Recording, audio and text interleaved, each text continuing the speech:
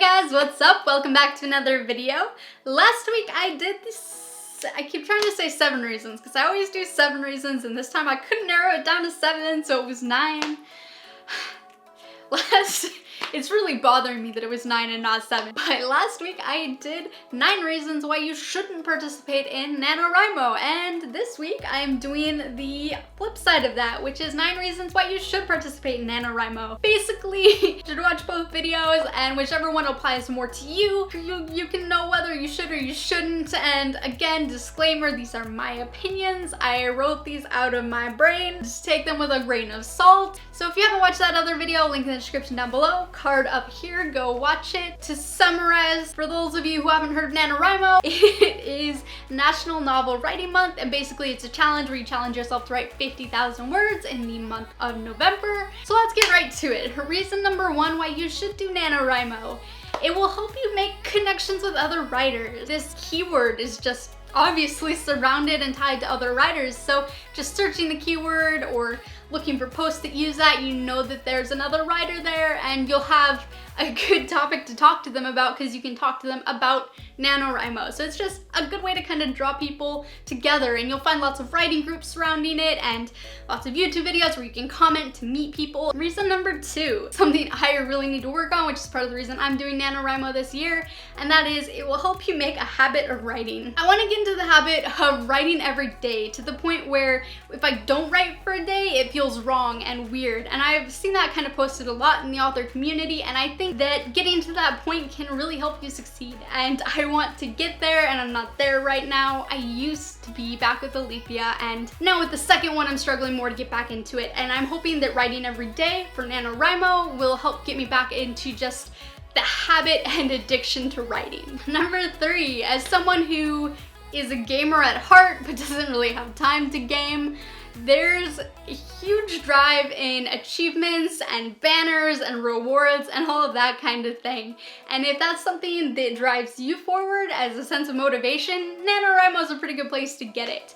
It'll track your progress, you have milestones and goals to hit, and there's badges associated with the milestones and goals, and little achievements that you'll get within the NaNoWriMo site itself. So it's just really set up to kind of trigger that sense of achievement in you, and if that's something that pushes you forward really strongly, then NaNoWriMo will probably be a good way to get yourself motivated. Number 4, this is something that I'm not sure if I want or not, I haven't decided, but NaNoWriMo can really help separate your editor and your writer insides into 2. So there are a lot of people that think that you're a better writer if you write without thinking about editing. You ignore grammar, you ignore punctuation, and you take the editor and you silence it and you put it in a corner so you can focus all of your energy on the writer part and the creativity. I think there's some benefit to that, but I've always been an edit as I go kind of person, and I'm trying to get to this place where instead of editing as I'm writing, I instead go back and read what I'd written prior to where I'm starting to write, and I edit that, and then I start writing fresh and try to not pay attention to editing, knowing that I'm gonna come back next time I write and edit it. That kind of calms me in that regard. But NaNoWriMo, if you decide that you want to separate out the editor and writer in you, will help you do that because you're going to be focused on getting the words on the page, because that's how you win, is by hitting the word goals. So you're going to care less about editing and more about the word count. Number 5. This is fun to imagine.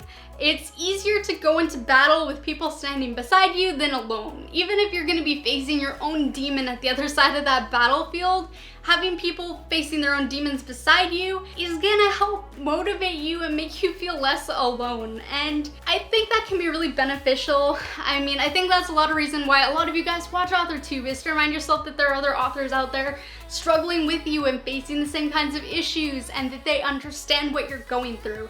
And NaNoWriMo is a really good way to do that very side by side, because you're all kind of starting with this 0 word count trying to get to 50,000. So it's like you're running onto the battlefield at the same time, side by side, and I think it can be really uniting. Number 6, advice and tips follow NaNoWriMo like my cats follow me when I'm holding food. Basically, just the keyword in general of NaNoWriMo is going to be tied to so many blog posts and YouTube videos and tweets that are meant to share advice and tips with other people in the community who are also struggling through NaNoWriMo. You don't have to be participating in NaNoWriMo to really benefit from this, but if you're participating, you feel more of a connection with that keyword, so it could be beneficial. But basically, this is just kind of a good motivator for writers everywhere to share their knowledge with other people who are struggling through the writing trenches.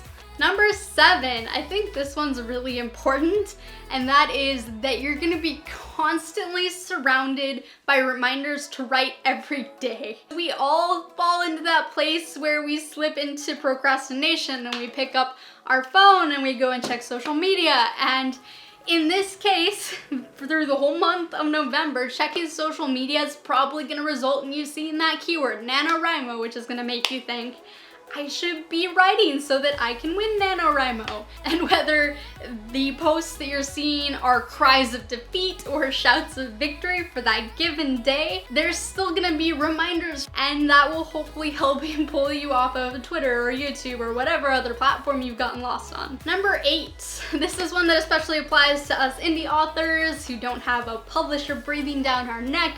You have a deadline to which you're held socially accountable.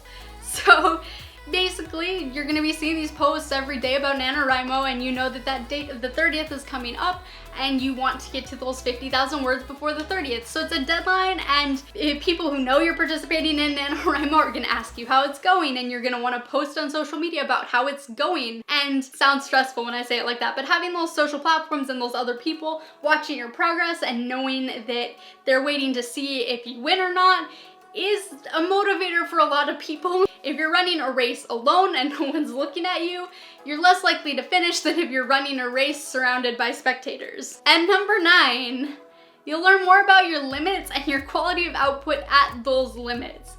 This one's a little weird because this is a benefit even if you fail. Basically, this is just kind of a way to know how many words you can write in a day before those words just turn to mush. Because there is a point you're gonna hit where if you've written too many words in a day, you just start writing nonsense and it's not even worth putting the time into it, because going back and editing it, you can't turn it into anything good or worthwhile. So doing this will help you know kind of where you're gonna hit that limit, and you can know for future months what kind of goals you should set for yourself to where you're gonna get a good draft out of it. Alright, that was it for this video.